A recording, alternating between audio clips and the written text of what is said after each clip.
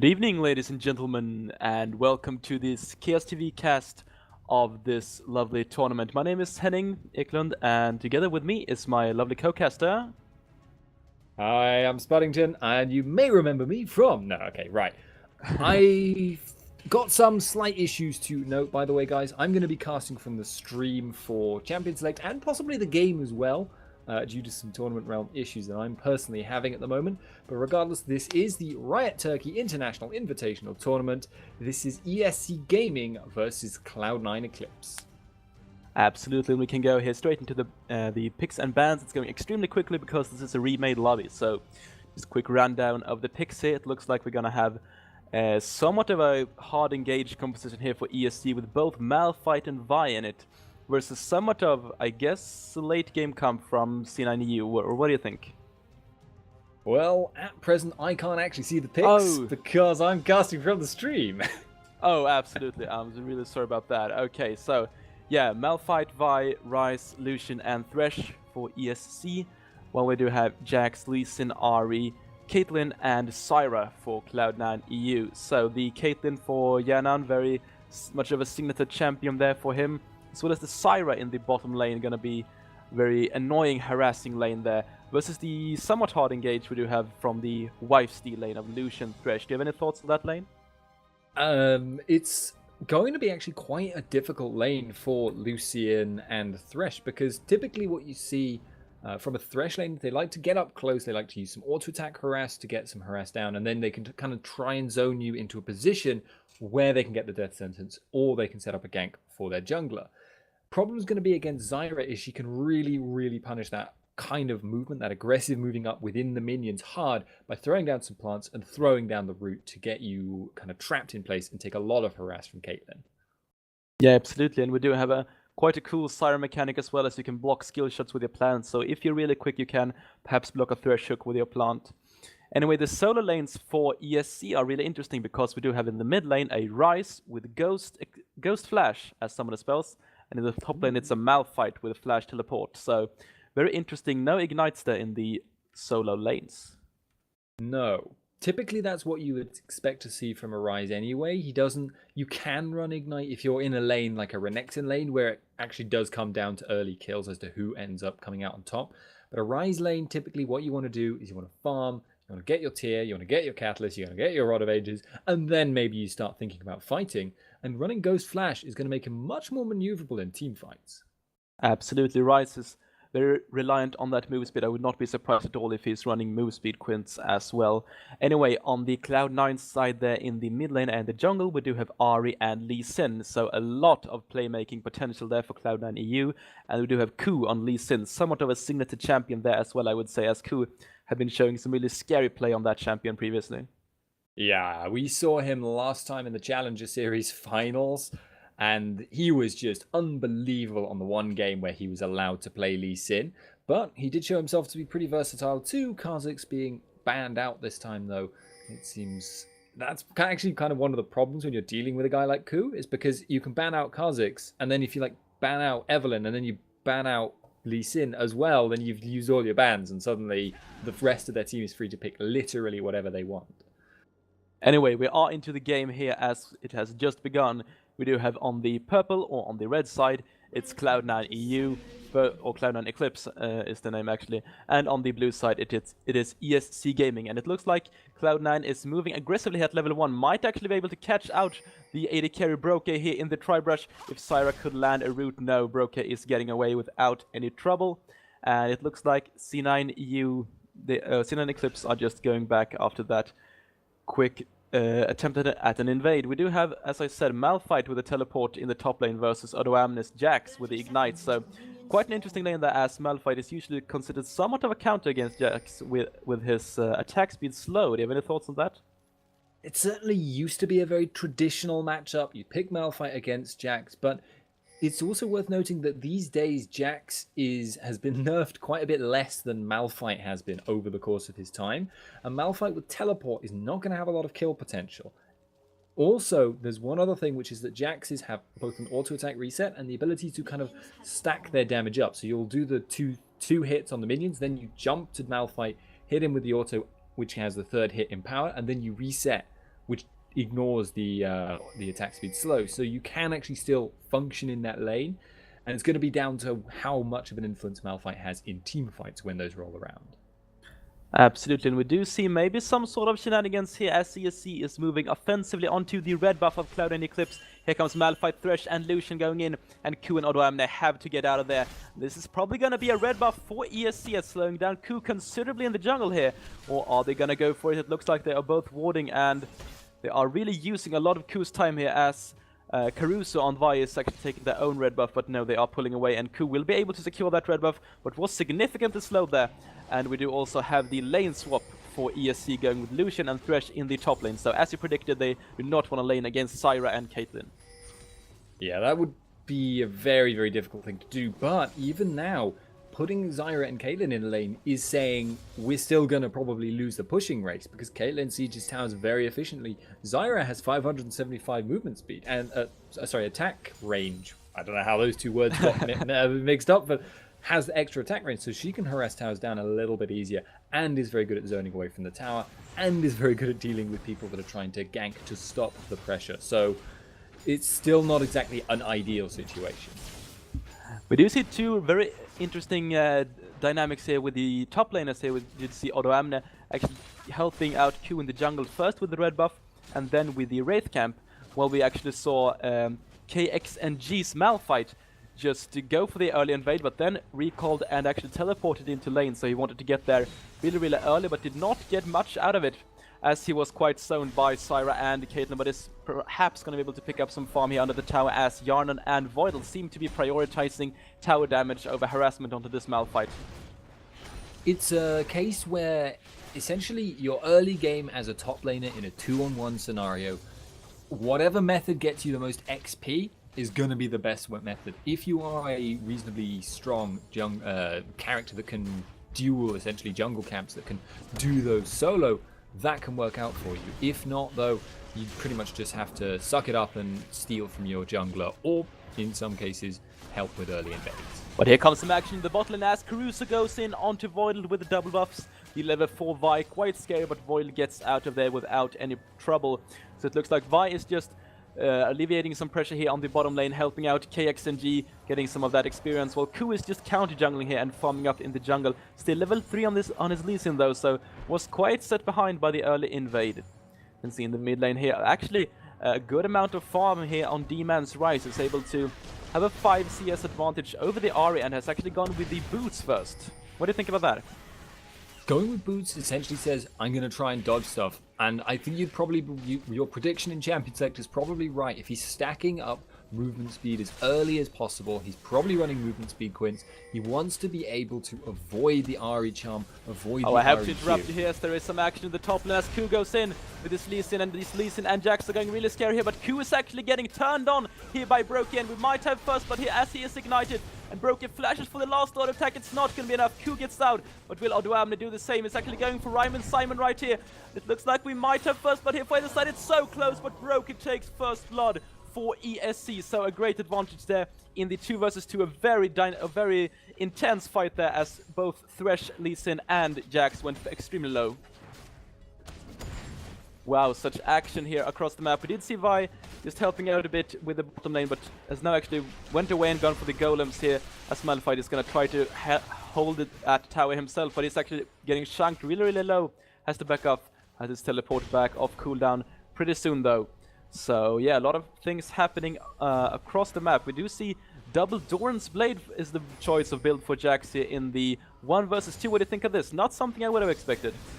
It does actually make a certain amount of sense though, because it gives you the extra bit of damage early on. It's essentially as efficient as you can possibly get in terms of spending your gold to get your stats up. But the thing is, by getting the double Dorans, he's not going to be worried about item slots for a long time. He's actually not going to be getting that many items at all. So this way will give him a little bit of extra survivability and sustain, and also make him stronger if he's supporting a gank. Absolutely, and we could see there the raw pushing potential of Zyra and Caitlyn as they took down the first tower around 6 minutes in, while the top tower for Cloud9 Eclipse is actually with over half of its HP. So This is probably just going to mean that KXNG's Malphite is just going to freeze the lane here close to his own tower, going to pick up as much CS as possible, while Odoamne is actually going into the jungle here on his Jax. So, quite an advantage. Well, yeah, the global goal advantage, of course, going to Cloud9 Eclipse right here, but I mean, it's really good for them also to get some farm onto KXNG without him feeling threatened at all. Yeah, both of these characters, I mean, Malphite is a character who isn't super item dependent, but he is super experience dependent. If he doesn't hit, you know, a couple of levels higher than other characters typically, he's going to be okay. Oh, and here we have some action. Wow, the dragon is getting taken down by Cloud9 EU, and Forbiven goes in with the Ahri with a brilliant ambush there, getting him down, but there's still a lot of action here as KXNG goes down, but D-Man also going down here. It looks like no, has a brilliant flash away, but Voidal flashes after. Is it going to be enough? Yes, there is the kill picked up onto Void. So basically Cloud9 going for the dragon. Caruso's Vi waiting in the wings, but so was Forbiven's Ahri, was able to do a full combo with his ultimate, with his ignite, and thus was able to pick him up, and 2 more kills following for Cloud9 EU. So having over 1,500 gold in gold advantage here is actually really good for them. So great advantage here for Cloud9, while ESC is actually picking up the top turret finally. So yeah, still a lot of action going on in this game as Odoamne is just keeping farming up the jungle here on his Jax. Actually out farming the Malphite by quite a lot.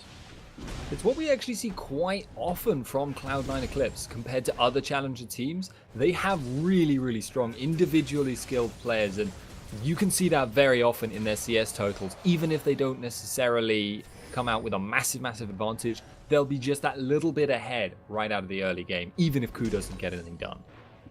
Absolutely, and Ku haven't really done a lot of plays, but has farmed up and was, as I said, able to pick up the dragon there along with his team. So he's maybe looking around for this blue buff that has just spawned here for ESC. Denying that from Ryze would not only diminish his power in the short term, but also in the longer term, because he will not be able to stack his tier quite as quickly. So looks like Ku might want to go in for this, but he has no support from Forbiven or Odoamne, so it looks like, yes, ESC is going to be able to pick up this blue buff for the Ryze without any trouble. Oh, it actually went over to Vi there. Somewhat of a mistake, I think, as Ryze is quite blue buff dependent this early in the game.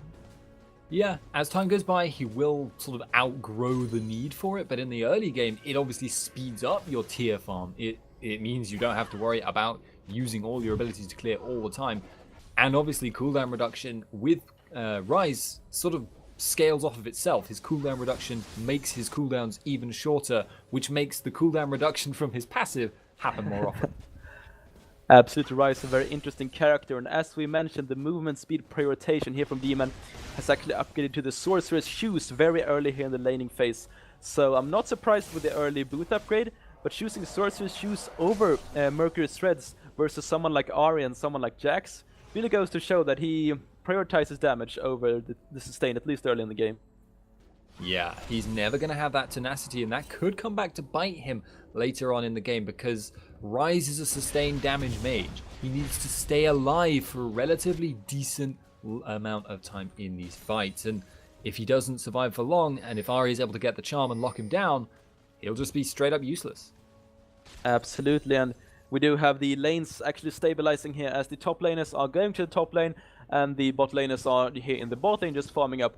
Very close CS here in the bot lane, but in the top we do have a 65 CS for Odoamne's Jax versus 35 for KXNG's Malphite. So it's a Jax with builds for the Cutlass and Double Dorans versus Malphite with just a Giant Spell. But there is the teleport gang coming in from the Malphite. Did not spot that out, so a great teleport from KXNG to the bottom lane, picking up the kill onto the squishy Voidal. Oh, the kill actually went over to Brokey's Lucian, so very well coordinated TP gank there, and that is what makes a post-6 Malphite with teleport so scary. Yeah, it's especially funny if he rushes out home guard boots, because then you can teleport from base, be moving at 1,000 movement speed to get in range for the ultimate. It's not necessarily very practical, because obviously you're committing a massive amount of gold, but it is very funny. Absolutely, it's very funny. Also, I guess the distortion upgrade is going to be somewhat of a consideration, as with the reduced flash cooldown it's also going to be very useful onto someone like Malphite, but it's going to be interesting to see what he prioritizes. When it comes to items, it looks like it's going to go for the early Sunfire Cape, but there are some action in the jungle here as Caruso is spotting out Ku. Let's see if he wants to go for this. Goes in for a quick damage combo to Ku, and this Vi, with the soon-to-be completed Spirit of the Lizard Elder, is actually doing considerable damage onto Ku, forcing him to flee. And Okay, goes for the ultimate there, and it's actually going in really hard onto Ku, but it flashes away, and here comes Odoamne. Will they be able to turn this around as the mid laners are coming in as well? Yes, there is the kill for Odoamne, as well as the kill for Forbiven, catching out Demon one-on-one, so Cloud9 Eclipse are just snowballing their leads here in the solo lanes, doing such a great job, and I think ESC has to do something to stop the bleeding. This is a situation that a lot of teams have found themselves in against Cloud9 Eclipse. They snowball their early game really hard, and they know how to finish off a game too. They've got the tools this game, especially with the massive amount of split pushing from Jax, who will eventually, by the way, especially if he gets a gold advantage, be able to one-on-one Malphite. So that's a really scary prospect, because they've got great sieging and great picking potential as well as their amazing mobility. And here we do have some action in the mid lane, as well as Forbiven goes extremely hard onto Demon's Rise, and that is the 4th time this Rise has gone down in this game. A great charm there from Forbiven, actually making sure to really do some damage here, and wow, Brokey goes in from the flank and actually catches out Forbiven, so a lot of action going down as Cloud9 Eclipse has rotated into the mid lane with their Caitlyn and the Syra, taking down no less than 2 towers. So 4 towers to 1 here for Cloud9 Eclipse, that keeps rotating this Syra and Caitlyn, now going into the top lane. And I really think this is how you have to use a Caitlyn. Yeah, it's basically the thing that Caitlyn gets picked for. And that single thing is making her an incredibly popular pick for probably since the very beginning of Season 3 by now. Caitlyn's been a very popular champion for a very long time, and it's because she sieges towers so well, and she does pretty well in late game teamfights thanks to her range and her safety, but she doesn't have the damage of other AD carries, she doesn't have the mobility of Lucian, but she does have the ability to poke down towers. Absolutely, and now when it looks like the game is finally slowing down a bit, and we're gonna try to summarize what is really going on here. We do have somewhat of a gold advantage for ESC in the jungle and in the AD carry position, as Lucian has been out farming Yarnan's Caitlyn, as Yarnan has been spending a lot of time walking in between the lanes. But in both the solo lanes, we do have quite a gold advantage for Cloud9, as we have 2 kills on Forbiven now, picking up his Deathfire Grasp against the 4 deaths here of Demon's Rise. So not a great position for this Rise, who's actually been going for quite a straight build. Tear, Chalice, Doran's Ring, and the Sorcerer's Shoes. Really unusual to see the Chalice. I can understand going for a lot of cooldown reduction, going for the mana regen arguably in the early game, so Athene's Own Holy Grail, you can sort of see what the logic would be, but the problem he's going to hit is the late game. He's going to want to build a lot of cooldown reduction items that are tank based, and he won't be able to fit those into his build as easily anymore, and in addition to that, he's not going to have a Rod of Ages at all to make him quite significantly tankier than he would be normally. Absolutely, but I think the reasoning here is that they know they are falling behind in the early game, so they have to stop the bleeding somewhat here while the game is still not going too late. And while this Odoamne's Jax in the top lane has finished up the Blade of the Rune King, as well as having 2 Doran's Blade and a Longsword, so he's just pushing down the lane, and ESC is not even sending a single person up this lane. Odoamne is just getting free farm right here because they know no one can go 1-to-1 with him. And it's probably not a situation that's going to improve for a long time. Malphite can always stonewall the Jax, pun not intended, because he can sit at a tower, slow his attack speed, and Jax usually can't completely ignore his damage, but he's still going to apply a lot of map pressure, and Jax will gradually chip through towers if left in a pure one-on-one. Absolutely, and we do have 70 CS for the Malphite compared to the 133 to the Jax, so Odoamne just doing a great job so far. Well, Demon is trying to pick up some empty lane farm here for his Rise, going to scale a bit better into late game, but here Odoamne is just jumping in with the Blade of the Rune King, with a counter strike, with a jump. It's an easy kill for Odoamne, who is now 3-1 on his Jax. This is gonna be so extremely scary in the late game. And meanwhile, Forbiven is catching out KXNG with his big all-in. Not even a Malphite seems to be able to survive this. Actually using his unstoppable force to go away here, but there comes Syra and the Lee Sin into the jungle, while Forbiven is catching out Caruso, and that is a double kill in the bot lane for Cloud9 Eclipse. This split pushing Jax is working out so well for them. It's just a case now, though, that ESC have fallen so far behind, it's almost irrelevant what the picks are. The fact that they have got great split pushing and mobility and sieging is going to exacerbate it, but they could be doing this with very different champions that, a more teamfight focused setup, and I still think they would be well ahead at this point. Simply because of the fact that with this amount of gold advantage, it's easy to win fights. Absolutely, and there was the top inner turret actually going down, or the inhibitor turret I should say was going down there. Lucian tried to defend it there with his culling, but it wasn't enough as Jarnan is just pushing down here with his Caitlyn, as well as Forbiven split pushing in the bottom lane and Odoamne in the top lane. So a classic 1-3-1 push here from Cloud9 Eclipse and ESC.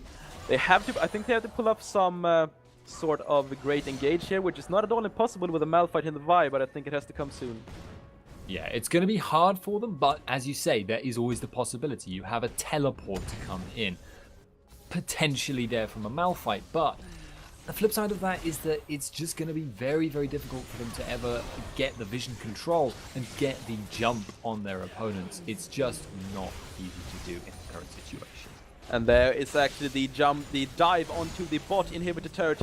Jarnan picking up the turret as well as Ku picking up the kill onto Demon. The return kill on Ku was actually scored there by Brocus Lucian, who is, by the way, 3-0-1 with a decent farm so far. So this Lucian has some gold on him, but I doubt that it's going to be enough to do anything here in the late game, as Odoamne is just split pushing down this top lane inhibitor, and with 2 open inhibitors, I think Cloud9 Eclipse could go for Baron, or they could keep going with the siege. What do you think about going for Baron when you're so far ahead as Cloud9 is right now?